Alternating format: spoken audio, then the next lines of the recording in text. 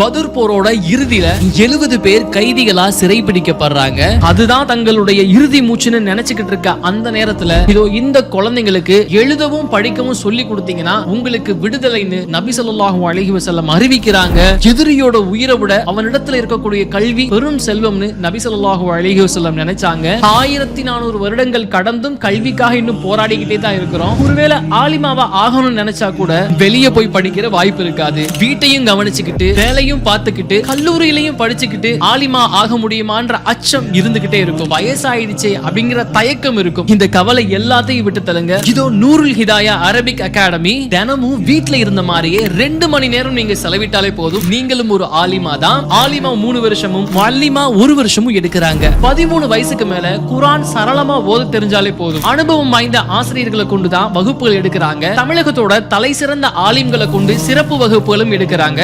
தப்சீர், ஹதீஸ், ஃபிக்ஹ், உசூல், அரபி இலக்கணம் போன்ற பல இஸ்லாமிய கலைகளையும் சொல்லி தராங்க.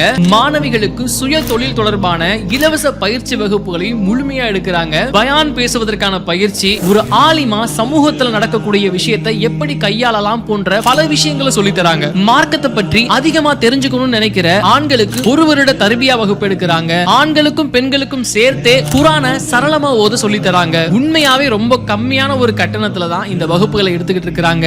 இப்போ அட்மிஷன் நடந்துகிட்டு இருக்குது. முன்பதிவு செய்ய நினைச்சீங்கன்னா ஸ்கிரீன்ல தெரியும் நம்பருக்கு வாட்ஸ்அப் பண்ணுங்க.